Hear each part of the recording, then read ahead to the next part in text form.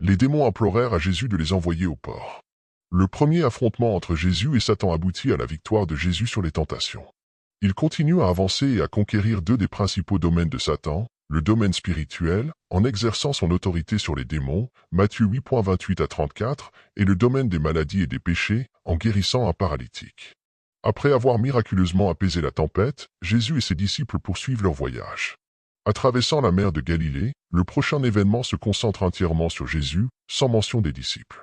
En arrivant de l'autre côté, dans la région des Géraséniens, Jésus se trouve face à deux hommes possédés par des démons qui sortaient des tombes. Ils étaient si féroces que personne ne pouvait passer par là. Les démons crièrent, « Que veux-tu de nous, Fils de Dieu? Es-tu venu ici pour nous tourmenter avant le temps prévu ?» Pas très loin, un grand troupeau de porcs paissait. Les démons implorèrent Jésus, le suppliant, « Si tu nous expulses, envoie-nous dans le troupeau de porcs. » Il leur ordonna, « Allez. » Les démons sortirent et entrèrent dans les porcs. Tout le troupeau se précipita en bas de la falaise vers le lac et périt dans les eaux. Ceux qui gardaient les porcs s'enfuirent, allant en ville pour rapporter tout, y compris sur les hommes possédés. Alors toute la ville vint à la rencontre de Jésus. En le voyant, ils lui supplièrent de quitter leur région. Matthieu attire encore davantage notre attention sur Jésus, répondant à la question exaspérée, « Quel genre d'homme est celui-ci » Le groupe atteint l'autre rive. Dans la région de la Décapole, Jésus se trouve désormais, un territoire principalement habité par des païens. Cela explique la présence de porcs, des animaux considérés comme impurs par les Juifs, car bien que possédant un sabot fendu, ils ne ruminent pas. Le terme « Gadarène » fait référence à la fois à la ville de Gadara, située à environ 5000 au sud-est de la mer de Galilée, et à la région environnante, qui incluait probablement le petit village de Garsa, aujourd'hui connu sous le nom de Kersa ou Kersé, situé sur la rive orientale de la mer de Galilée, traditionnellement considéré comme le lieu de l'exorcisme. Jésus arrive dans la région des Gadariens, où il rencontre deux hommes possédés par des démons émergeant des tombes. Alors que Marc mentionne la présence de deux hommes possédés, Luc n'en mentionne qu'un seul. Ils atteignent l'autre rive de la mer, dans la région des Géraséniens, où un homme possédé par un esprit impur rencontre Jésus en sortant des tombes. Cet homme habitait parmi les tombes et personne ne pouvait maîtriser sa fureur, même avec. Il avait souvent été enchaîné aux pieds, mais il réussissait toujours à rompre les chaînes et à briser les entraves. Personne n'avait assez de force pour le maîtriser. Nuit et jour, entre les tombes et sur les montagnes, il criait et se blessait avec des pierres. En voyant Jésus de loin, il accourut vers lui et se prosterna devant lui, en criant, « Que me veux-tu, Jésus, Fils du Dieu Très-Haut? Je t'en prie au nom de Dieu, ne me tourmente pas. » Jésus, qui était en train de commander à l'esprit impur de sortir de cet homme, lui demanda, « Quel est ton nom ?» Et il répondit, « Mon nom est Légion. » Car nous étions nombreux, et ils implorèrent instamment de ne pas être chassés de cette région. Il y avait un grand troupeau de porcs qui paissaient sur la colline, et les démons demandèrent à Jésus de les envoyer dans les porcs afin qu'ils puissent y entrer. Jésus leur donna la permission, et les esprits impurs sortirent et entrèrent dans les porcs. Le troupeau d'environ 2000 porcs dévala la pente à toute vitesse en direction de la mer et se noya. Les gardiens des porcs s'enfuirent et rapportèrent ce qui s'était passé dans la ville et à la campagne. Les gens vinrent voir ce qui s'était passé et virent l'homme. Celui qui avait été possédé auparavant par la légion de démons était maintenant assis, vêtu et en pleine possession de ses facultés mentales. Ceux qui avaient tout vu étaient terrifiés et racontaient aux autres ce qui était arrivé à l'homme possédé et aux porcs. Ils commencèrent à demander à Jésus de quitter leur région. Quand Jésus monta dans le bateau, l'homme qui avait été possédé par les démons implora de rester avec lui, mais Jésus ne le permit pas. Il lui dit, « Retourne chez toi, vers ta famille, et raconte-leur tout ce que le Seigneur a fait pour toi et comment il a eu pitié de toi. » L'homme partit et commença à proclamer. Quant à la quantité de choses que Jésus avait faites pour lui, et tous étaient émerveillés. De grandes foules de Galilée, de la Décapole, de Jérusalem, de Judée et de la région au-delà du Jourdain suivaient Jésus. La situation était risquée, car les deux hommes possédés étaient si violents que personne ne pouvait passer par là. Ils étaient connus et redoutés du public en général. Les démons, tout comme Satan, ont rapidement réalisé le statut de Jésus en tant que Fils de Dieu, un titre que les disciples utiliseront éventuellement lorsque j'ai développé une meilleure compréhension de leur singularité en tant que celui que le Père a révélé être son Fils bien-aimé. Cependant, venant des démons, l'utilisation de ce titre annonce leur reconnaissance qu'une autre forteresse de Satan, le monde spirituel, est en train d'être envahie et dominée.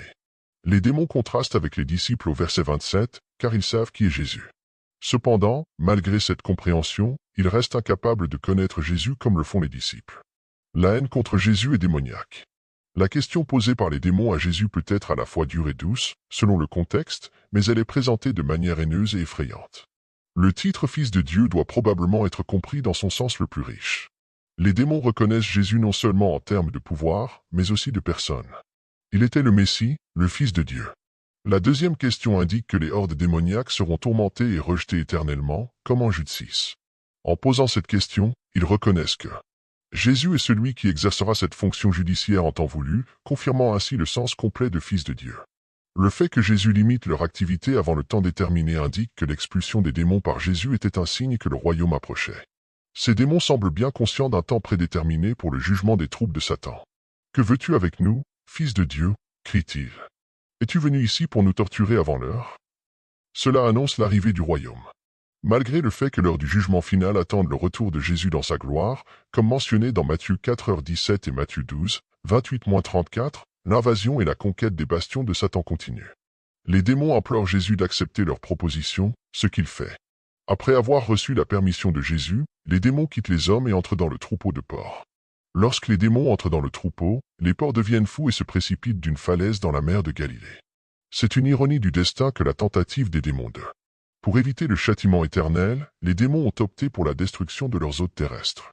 Jésus n'avait aucune raison de ne pas accepter leur proposition, car cela servait à ses objectifs. Premièrement, cela a entraîné la libération des hommes des démons. Deuxièmement, les porcs étaient considérés comme des créatures impures selon la tradition juive, donc un emblème approprié et un refuge sûr pour les démons. Troisièmement, accepter leur proposition n'a pas modifié le destin final des démons le jour du jugement. Par conséquent, Jésus a accepté leur proposition, car les démons étaient essentiellement, les démons faisaient le travail de Jésus à sa place. Plus important encore, Jésus n'était pas en train de pécher en acceptant leurs suggestions. En revanche, la rencontre de Jésus avec Satan dans le désert était complètement différente.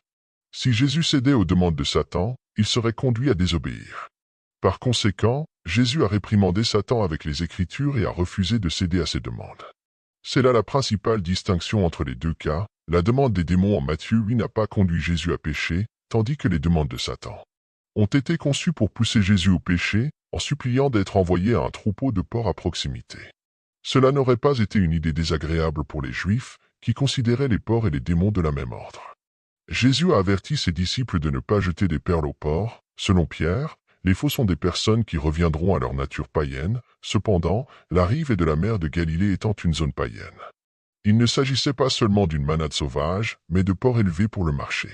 Leurs propriétaires auraient été dévastés s'ils avaient perdu cette énorme manade, que Marc estime à environ 2000. La demande des démons d'entrer dans les porcs avait un but supplémentaire mortel. Les démons étaient connus pour infliger des dommages et des souffrances à la création de Dieu, faisant tout leur possible pour alimenter l'hostilité contre Jésus et son invasion du repère de Satan. La destruction des porcs a conduit à. Les gentils de la région ont demandé à Jésus de se retirer. Cette réponse est un triste commentaire sur la perversion de leurs valeurs, car on pourrait s'attendre à ce qu'ils se réjouissent d'une victoire sur les démons de Satan. Comme l'a affirmé un commentateur au fil des siècles, le monde a refusé Jésus parce qu'il préfère les porcs. Jésus ne détruit pas les démons, au lieu de cela, il permet au mal de suivre son cours dans ce monde jusqu'au jour où tout sera corrigé. L'issue de l'exorcisme n'est pas mentionnée dans Matthieu, mais Marc et Luc observent. L'homme, autrefois possédé par des démons, a imploré pour se joindre à Jésus. Cependant, Jésus lui demande de rentrer chez lui et de raconter à sa famille et à ses amis tout ce que Dieu a fait pour lui. En voyant les disciples avec Jésus, l'ex-endémonié souhaite être comme eux, mais Jésus l'envoie plutôt dans son pays natal pour témoigner. Dans un sens, les 12 disciples seraient des pécheurs d'hommes, mais parmi son propre peuple, ce gentil maintenant disciple de Jésus serait un pécheur d'hommes. Cependant, à la lumière des versets 33 et 34, la perte du troupeau devient un moyen de révéler les vraies valeurs des gens de la région. Ils préfèrent les porcs aux personnes et les porcs aux sauveurs. Ce verset révèle le caractère pécheur de l'humanité. Jésus venait d'expulser des démons de 2 hommes et d'envoyer les esprits malins dans un troupeau de porcs qui se précipita vers une falaise et dans la mer, où ils se noyèrent. Lorsque les bergers racontèrent ce qui s'était passé aux habitants de la ville voisine, toute la communauté fut. Furieux contre le Sauveur, leur principale préoccupation était la possible chute de l'économie et la perte de leurs affaires. Ils étaient plus préoccupés par leur bien-être économique que par leur santé spirituelle. Lorsqu'ils virent Jésus approcher de la ville, ils lui demandèrent de partir. Malheureusement, nous sommes coupables de la même erreur. Nous nous habituons à vivre avec le péché et ne voulons pas penser à Dieu en train de le retirer, surtout si cela signifie la perte de plaisir perçu ou de revenus. Cependant, s'attacher au péché est l'une des choses les plus toxiques que nous puissions faire. La conclusion de cette histoire est significative dans son ensemble, car elle montre une fois de plus que le ministère de Jésus ne se limite pas aux Juifs, mais annonce la mission aux gentils. Elle montre également que l'opposition à Jésus n'est pas exclusivement juive. En ce sens, elle confirme que les opposants dans Matthieu ne sont pas choisis en fonction de leur race, mais selon leur réponse à Jésus. La réflexion sur notre propension au péché et notre résistance à permettre à Dieu de l'enlever, surtout lorsque cela implique la perte de plaisir ou de revenus, est cruciale. Profondément enracinée dans les Écritures, la Bible aborde souvent le conflit entre les désirs terrestres et l'obéissance à Dieu. Jésus parle de l'impossibilité de servir à deux maîtres, soulignant que nous ne pouvons pas servir à la fois Dieu et la richesse. Cet enseignement souligne l'idée que la loyauté au péché et la recherche de gains matériels peuvent nous éloigner de Dieu. L'histoire des Gadaréniens, où les habitants préfèrent leur économie basée sur les porcs à Jésus, illustre un schéma.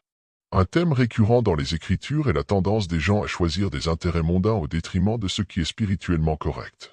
Dans Romains 12.1 à 2, Paul exhorte les chrétiens à ne pas se conformer au modèle de ce monde, mais à être transformés par le renouvellement de leur esprit, afin qu'ils puissent discerner la volonté de Dieu.